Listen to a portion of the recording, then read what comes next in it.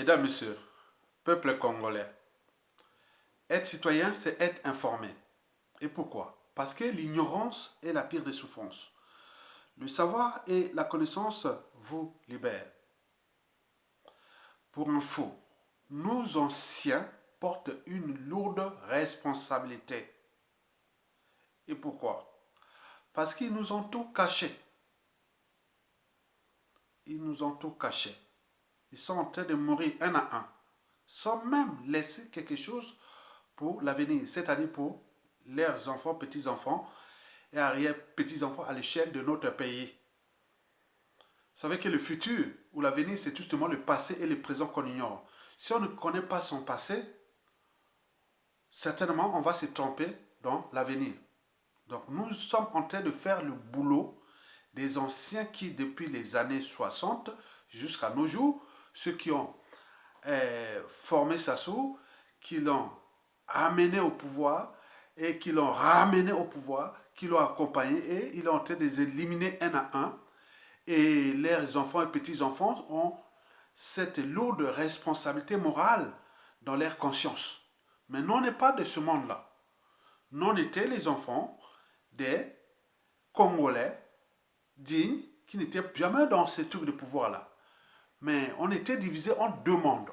Le monde des gens du pouvoir là, de haut, qui ont ruiné et détruit ce pays, ils portent une responsabilité. Et nous, qui cherchons à réparer quelque chose pour laisser quelque chose pour le futur. Donc, je vais ici vous traiter les 5 erreurs fatales de Guy Brice Parfait Kolela, paix à son âme. Et pourquoi? Parce que la mémoire se construit et se transmet. Et l'espoir se donne. Donc, ce que nous faisons aujourd'hui, dans 10, 20 ans, 30 ans, 50 ans, on se dit, ah tiens, eh bien oui, ça s'est passé comme ça. Parce que l'histoire a tendance à se répéter. Les mêmes causes créent les mêmes effets. Et qu'un peuple qui n'a pas de mémoire commune sera toujours en proie aux mêmes erreurs, au négationnisme, à la guerre des mémoires. N'oublions pas à la repentance. Aujourd'hui, nous sommes dans les amalgames. La responsabilité par association ou par appartenance. La responsabilité politique, administrative et tout compagnie. On cherche un peu à mélanger tout le monde et mettre dans un groupe. Par exemple, le groupe, les Larry sont comme ça. Les Mboshi sont comme ça. Les Akwa sont comme ça. Les Dondo sont comme ça. Les Kamba sont comme ça. Les Bembe sont comme ça. Les Vili sont comme ça. Les Kouni sont comme ça. Les Bomitaba sont comme ça. On peut en multiplier. Non, on ne veut plus ça. La responsabilité civile, administrative, pénale et autres est individuelle. Donc chacun doit comprendre ça. Donc c'est mon créneau qui doit réformer les Congolais. Pourquoi? Parce que pour construire une société meilleure, il faut tout simplement repenser l'individu. Et donc je vais ici vous décrypter les 5 erreurs fatales de Guy Brice Parfait Kolela. Parmi ces 5 erreurs fatales, figure 1. La première erreur est celle de sa personnalité profonde. Au regard de sa naïveté vis-à-vis de son père adoptif de circonstance, le dictateur Denis Sassou Nguesso. Et pourquoi? Parce que chez le dictateur Sassou Nguesso, c'est comme on rentre dans la mafia. Vous trouverez tout dans la mafia, sauf la sortie. Si vous signez des pactes avec lui ou des deals, il faut faire attention au niveau de son intégrité physique, de ce qu'on appelle le caractère sacré de la vie humaine. Donc il faut faire attention.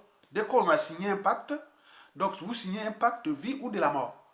La vie, c'est-à-dire on se soumet à lui jusqu'au bout. On ne peut pas les contester, on ne peut pas s'affronter et autres.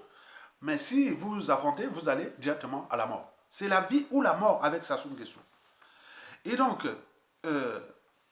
sur ce point, on peut se dire que Guy Brice Parfait Kolela a manqué quelque part du gène sécuritaire. Parce que, oui, il faut être parano, il faut veiller à tout ce qui est autour de toi. Tu rentres là, tu vas t'affronter à quelqu'un que vous connaissez sa personnalité profonde, on connaît son passif, tout ce qu'il a laissé dans ce pays, qui est des cadavres sur les routes, il n'a cessé que de tuer. Et donc, vous allez affronter à quelqu'un comme ça, quelqu'un qu'on appelle l'ogre de l'aliment, les nérons tropicales, hein, les dictateurs, et tout ça. Il faut faire attention. Quelqu'un sans âme ni conscience, sans foi ni loi. Vérité ou mensonge, c'est pareil. Il est rancunier, il a le sens du détail. Donc tu crois qu'il a oublié autre, mais il vient, il va toujours t'avoir. Il va toujours te tuer. C'est un autre monde. Il a l'apparence humaine que ce qu'on voit là de ses caractéristiques physiques. Mais en réalité, il n'est même pas, il n'est plus humain. Donc vous allez comme ça, quelqu'un qui prend le pouvoir, le bien commun, les moyens de l'État, la sécurité, les services secrets, les administrations et tout comme ça. Il ne faut pas aller comme ça. Donc ça peut être aussi une autre personne après Sassou Nguesso aussi. Donc il faut faire attention quand quelqu'un a les moyens de l'État et qui a cette personnalité profonde, que tu vois naïvement ou passivement que parce que c'est mon père adoptif. Non, c'est pas possible. Donc sur ce plan, il a manqué de charge au niveau de sa personnalité profonde. Donc il savait bien que Sassou Nguesso, oui, c'est un être cynique. Donc le cynisme est cynique pour se venger de celles ou ceux qui osent dire non à lui ou qui cherchent à le ramener sur le chemin de la raison, de la vérité ou de la liberté, de la dignité des uns et des autres. Autres, non, il n'en veut pas. Donc ça, c'est la mort assurée. Donc sur ce plan, on dit que bon ben, Denis Sassou Nguesso avait déjà là un cadavre. Donc il ne savait pas à quel moment on va faire parce que tu viens t'affronter à Sassou Nguesso comme ça. Non, non, non, il faut faire attention. Il faut prendre des précautions déjà sécuritaires. Il faut les moyens, il faut tout. Jean-Marie Michel Mokoko l'a dit, non? Avec ma modeste espérance de ce pays, je préfère rester humble parce qu'il est en face d'un héros tropical, de quelqu'un qui est soutenu par la France-Afrique, qui lui donne le moyen, le permis de tuer, sans scrupule, les Congolais. Donc vous allez faire quoi? Si vous ne vous suturez, vous ne vous organisez pas autour des trucs pour le mettre hors d'état de nuit, il va vous les tomber, faire tomber comme des quilles dans un bowling. Donc il faut tomber un à un. C'est ce qu'il fait. C'est vos affaires. Parce que vous êtes trop naïf, trop passif. Du nord au sud, de l'est à l'ouest. Et là, on cherche les amalgames nord, sud, est, ouest. Non, il y a quelqu'un qui est là, qui est placé là, qui les fait tomber tous les autres comme des quilles dans un bowling.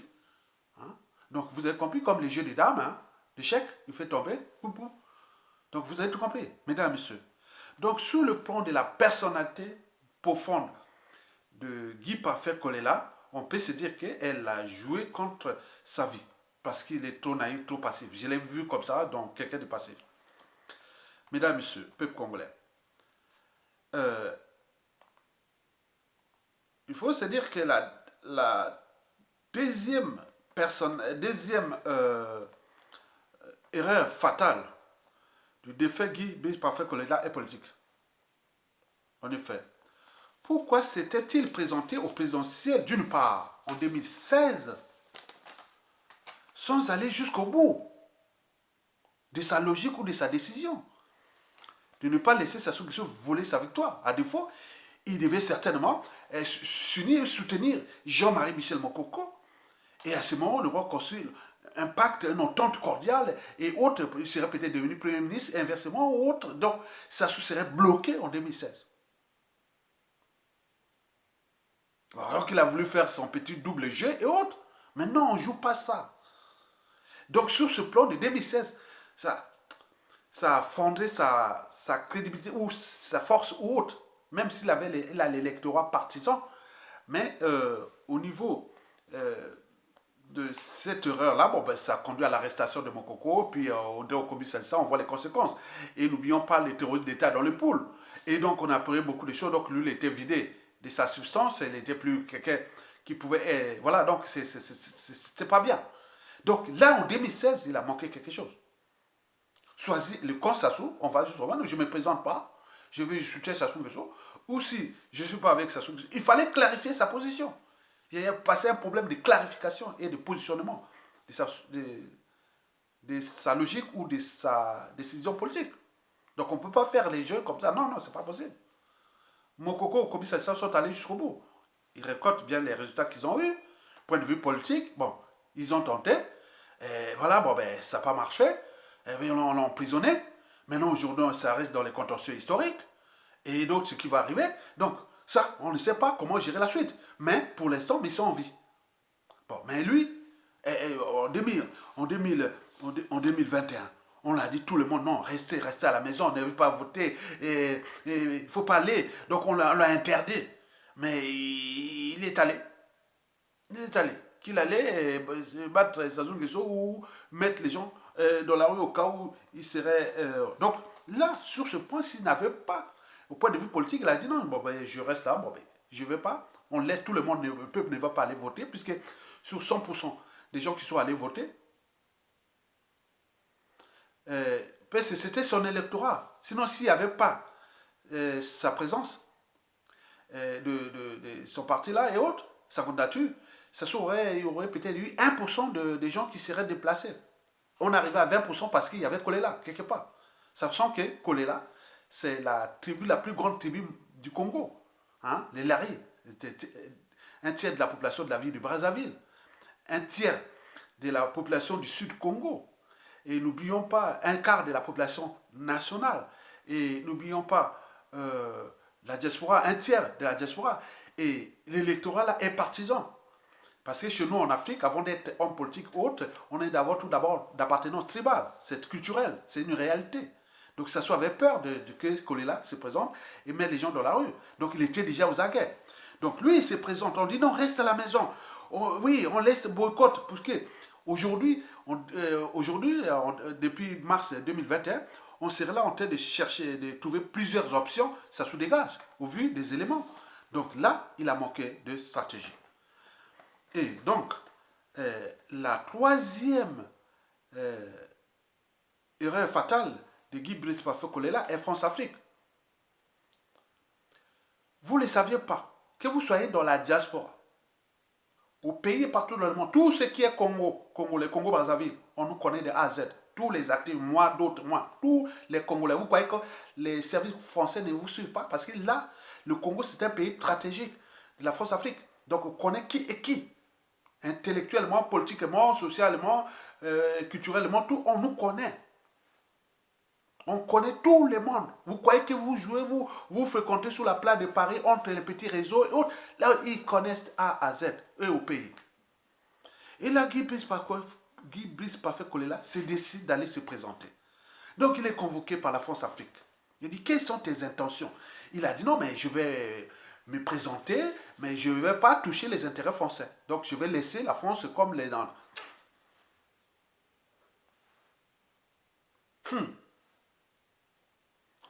Il repart sans garantie. Est-ce qu'on a dit la garantie haute? Mais on l'a écouté. Il fut convoqué ici, c'est pas en mois de décembre 2020. Et il y a même un réseau qui m'a dit, Ayatonga, mais je veux, Guy Parfait Kolela veut te voir. On veut te voir. Tu peux passer, on veut te parler. Si tu veux, il te donne un numéro de téléphone de quelqu'un parce qu'il veut te parler au téléphone. Parce que peut-être quoi? Il dit quoi? Il y a Jean-Marie Michel Mokoko, je sais pas. Mais nous, on ne savait pas. Nous, on était dans les standards de 2016 et de tout ce qui s'est passé. C'est quelqu'un qui n'est pas fiable, on était là dans cette intention, dans ces préjugés-là. Alors, ce que je vais vous expliquer pour la quatrième erreur fatale, et vous allez voir que, bon, ben, quelque part, on était aussi dans les erreurs. Donc, quand c'est flou, tout est flou. Il faut clarifier la position quand on est en politique. Parce qu'en politique, il n'y a pas d'amis ni d'ennemis permanents. Il n'y a que des intérêts permanents. Et donc, on savait bien que si elle s'est transformée, on pouvait peut-être faire quelque chose. Mais il est venu là, il a subi un interrogatoire ici à la France-Afrique. Mais il est parti. Est-ce que la France-Afrique était pour qu'il aille se présenter ou pas? Parce que sachant que le passif de 97 à 2000, il faut savoir que la France-Afrique a peur des populations du pôle, là, du sud Congo, là. Avec ce qui est le bazar qu'il a fait avec la France-Afrique, et ça sont des choses depuis les coups d'État, et juste ce qu'il a, donc il a peur qu'un président du Sud. Donc est-ce qu'il avait déjà, voilà, donc ça, mais n'oublions pas 2016, le terrorisme d'État dans le pôle, et tout ce qui s'est passé, donc la France-Afrique, eux, aux aguets par rapport à sa responsabilité historique dans ce pays depuis le coup d'État sanglant de France-Afrique de 1997, dont les conséquences sont d'actualité, puisqu'on est passé, on a cessé de massacrer les populations du Sud Congo, qui couvre 2 tiers de la population, 2 tiers des villes stratégiques, 2 tiers de l'économie et 2 tiers de tout.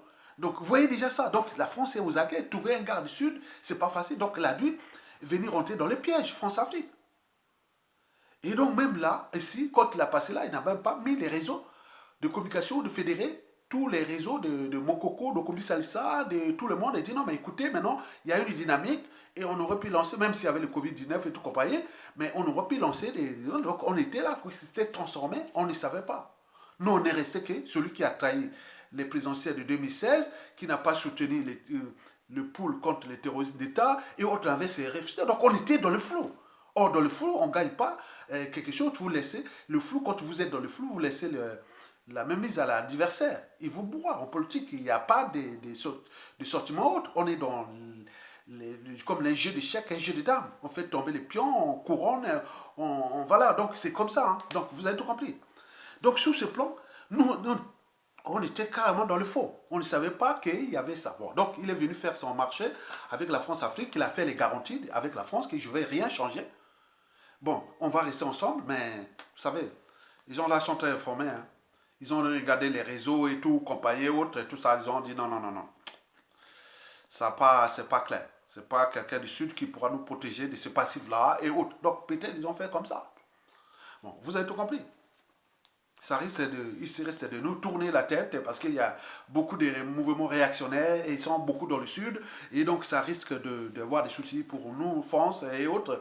De toute façon, on peut se retrouver dans une situation compliquée avec ces gens. Donc peut-être qu'ils ont écouté tous les réseaux intellectuels et tout ce qui serait autour de Guy Kolela, du Congo, les nationalistes, les courants de soutinistes et tout compagnie. Donc, a dit non, non, non, non, non, non, non, on va se rentrer dans. Et Guy Kolela, en partant de France, il croyait qu'il avait la garantie, mais la France-Afrique avait déjà peut-être informé déjà Sassou Nguesso qu'il y avait des pions au niveau des réseaux France-Afrique. Il a dit, ah tiens, donc il veut aller jusqu'au bout. Et voilà. Donc c'était déjà là, il avait déjà signé. Voilà, il avait déjà l'épée Damoclès sur la tête. Hein. Ça, c'est quand il repartait là. Bon, la quatrième et avant-dernière erreur est familiale. En effet, quand on voit la chronique 2015, Guy Kolela sort du gouvernement. Il participe au meeting contre le référendum anticonstitutionnel. Il participe au meeting pour le référendum anticonstitutionnel. Donc, et en 2016, il se présente. On connaît la suite. Et après, il crée son parti en 2017 ou, voilà, 2017 ou 2018. Il crée son parti. Mais ça, c'est le décor. Mais derrière, c'était quoi? Derrière, c'est que quand il a quitté le gouvernement, Denis Sassou Nguesso n'avait pas digéré ça. Et non plus la famille. Ils se sont divisés. C'est divisé. C'est divisé. Avec son frère qui était aussi ministre de Sassou. Donc ils sont divisés. On arrive après le référendum. Après le référendum, là, ça devient total. Et quand il se présente, ah là là là là, là c'est fini.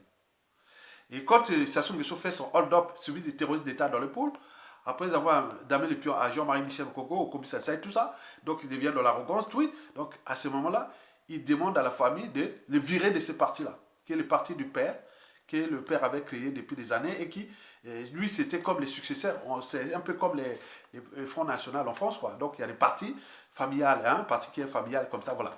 Donc lui, il vient avec ce gros parti-là, qui est le parti de son père, qui fut assassiné en 2009. Et donc lui a pris le rêve depuis 2009, qui l'a permis d'être député, ministre et autres. Bon, très bien. Mais, donc, disons, mais tu as trahi notre père adopté, Denis Sassou Nguesso, quoi. Comme si on ne pouvait pas être contraire ou autre. Donc, voilà. Donc, lui, en 2016, bon, il avait déjà ce problème-là. Et donc, quand il arrive, bon, Sassou a demandé à la famille, voilà, il faut l'éjecter. Hein, il faut l'éjecter de ce parti-là. Donc, lui, il est allé créer son petit parti, Yuki. Hein, j'ai ça. Donc c'était les décors, c'était ça. C'est Sassou qui a, d'après les sources, Sassou a dit non, on a demandé à la famille, non, il faut les éjecter là. Donc maintenant, ils n'ont plus les comptes. C'est de l'art de diviser pour régner. Donc ils étaient déportés. Donc ils savaient bien, c'est celui qui avait déjà, c'était déjà un avertissement. Donc lui, il a créé son parti, il ne sait pas qu'il avait l'épée Damoclès sur la tête. Donc en 2017, il avait maintenant son parti. Maintenant, il vient jusqu'à se présenter. Et donc, la suite, on la connaît. Et donc, la cinquième et la dernière erreur fatale, bien sûr, elle est électorale. Suite aux conséquences déjà des premières, deuxième, troisième et quatrième erreurs fatales précitées. Donc tout ce que j'ai précisé, la première heure, deuxième heure, troisième heure, quatrième heure, tout ça, ça s'est conjugué hein, pour, comme une bombe à retardement, et tout ça pour qui allait certainement aboutir à son assassinat. Et donc, bon, la campagne électorale commence. Bon, déjà le 10 au 11 janvier 2021, on nous signale qu'il fut convoqué par le régime, s'était retrouvé dans une tribune la nuit, entre minuit et 5 heures du matin, pour aller régler les problèmes politiques. Là, il se retrouve là-bas, convoqué là-bas. Là, il se retrouve là-bas, il est surpris. Il se dit, mais je vais voir Denis Sassou Nguesso, l'éducateur. Il se retrouve avec beaucoup de monde là-bas. Donc, Jean-Dominique Okemba, le neveu, des patrons des services secrets, les chimistes. Jean-François Dengue, le patron de la police politique. Et Aïssa, les gens de Point de celui qui a dit, qui a lancé la fatwa. Et il y avait Marie-Antoinette. Il y avait tout ce monde-là, les Gotha. Donc, ils avaient peur. Ils paniquent. Tu retires ta candidature ou pas? Non, il va aller. Bon, on te donne l'argent. Tu laisses ça, on te donne l'argent. Non. Voilà. C'était fini. Et donc, en sortant de là, vous avez Aïssa a commencé à dire moi, c'est contre. Donc, voilà. Mais là, il lui porte une responsabilité lourde, historique. Hein. Donc, là, quand il arrive là, hein, qu'il sort de là, mais il savait très bien que son sort est déjà scellé. Donc là, il devait avoir une hygiène de vie, hygiène sécuritaire, paranoïaque et tout compagnie. Il ne devait plus aller. Non. Même si les intentions sont là. Donc, en sortant du 11 janvier 2021 jusqu'à son assassinat le 20 mars, et il s'est passé 2 mois. Donc, ils ont préparé leur mode opératoire, le poison et tout ce qui était l'argent, et tout ce qui était tous les réseaux. Ils sont très forts. Mesdames, Messieurs, peuple congolais. Au final, nous n'avons plus rien en commun avec ces gens-là. On n'a plus rien en commun, d'humanité. Vous voyez ce qui s'est passé à Mokoko, ce qui s'est passé des gars là depuis la nuit des temps. Mais lui va partir, il nous va laisser que la merde, les contentieux historiques. Vous avez tout compris. Donc, et quand il s'agit du pouvoir, la vie, l'intégrité et tout compagnie, donc ils ne sont pas des humains. Donc nous sommes en présence des gens qui sont dans notre espèce. Ne soyez pas amalgame nord, sud, est, ouest. Non, on n'est plus en présence des humains. Ils ne sont pas des humains.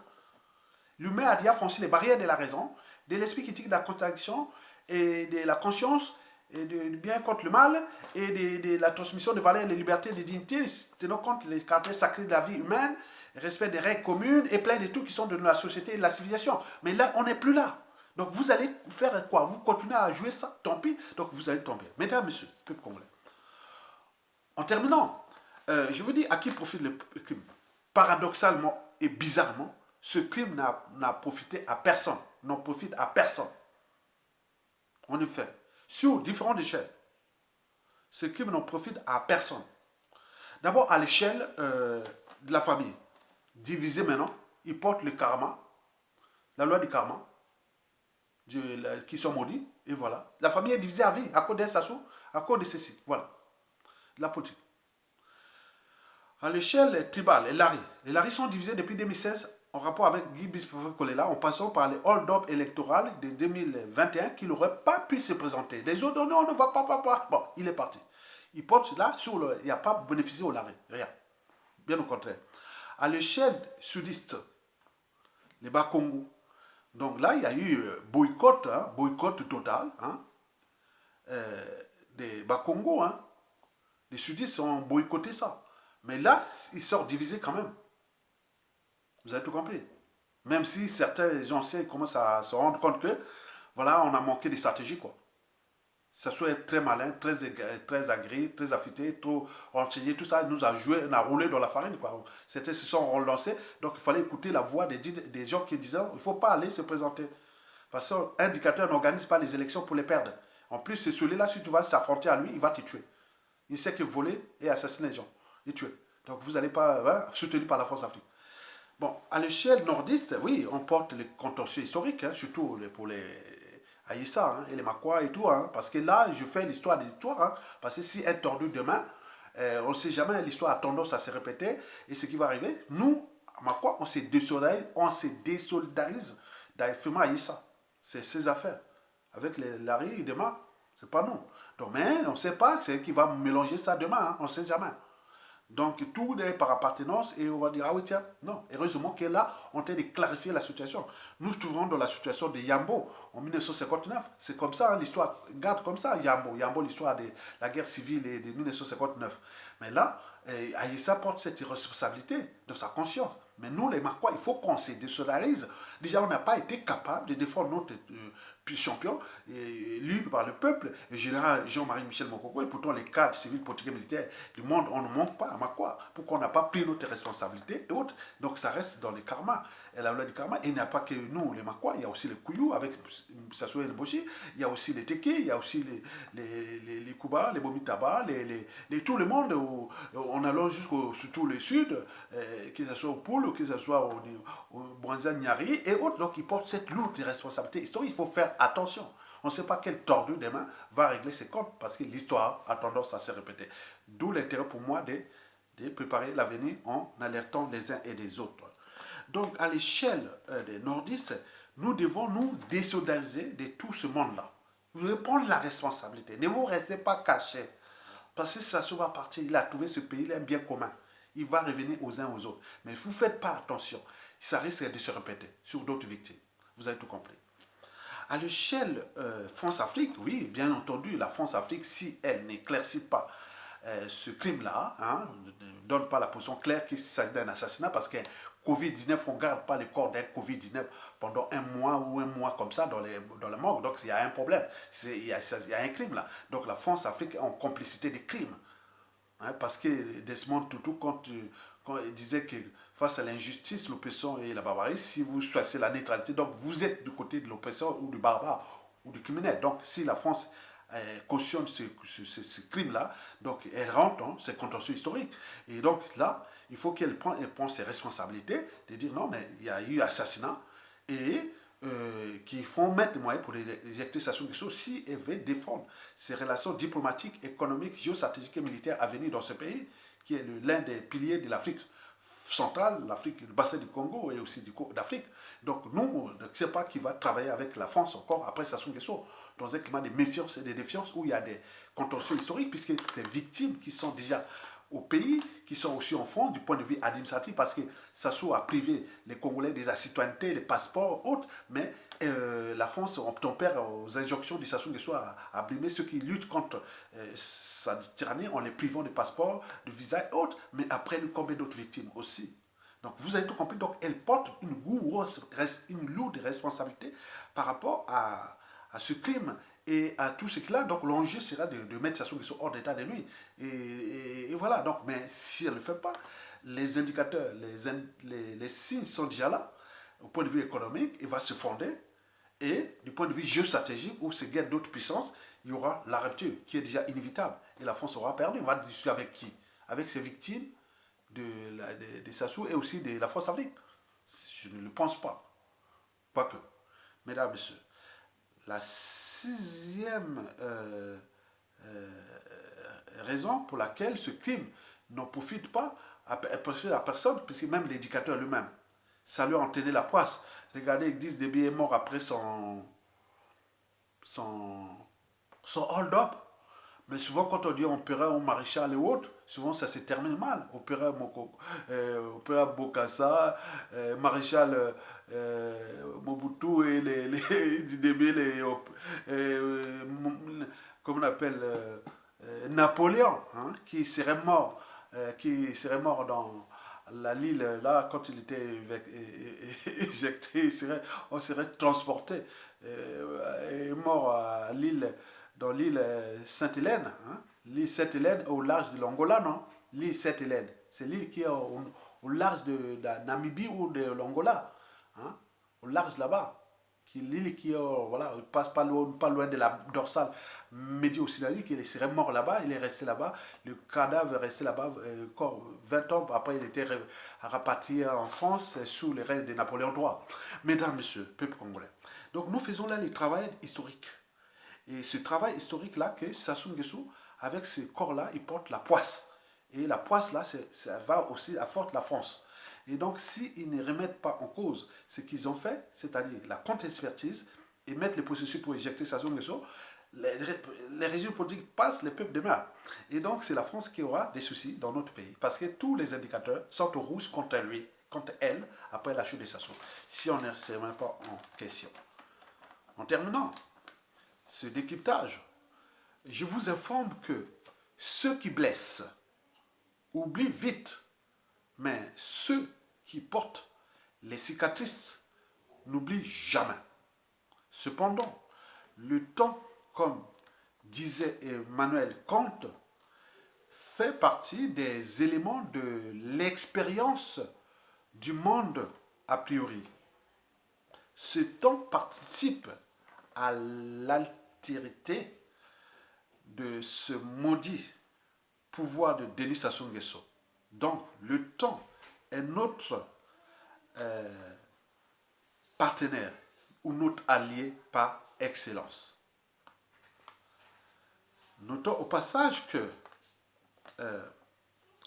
les victimes d'aujourd'hui seront certainement les bourreaux de demain de Denis Sassou Nguesso, son clan et sa famille. Ces victimes qui sont multiformes et multidimensionnelles seront demain d'ici peu, à tout instant, comme on dit, la roue tourne, ou qu'il tourne à tour.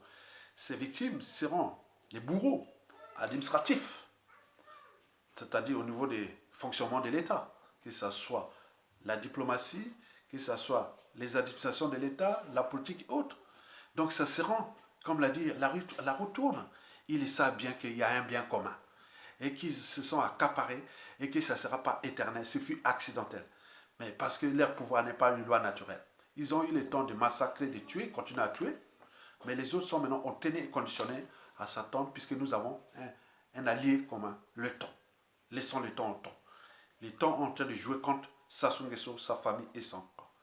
Et que la boule de feu, la bombe atomique, et qu'ils ont déjà préparée, va certainement se retourner contre eux dans l'espace et le temps. Mesdames et messieurs, je vous remercie. Tokolonga. Merci beaucoup.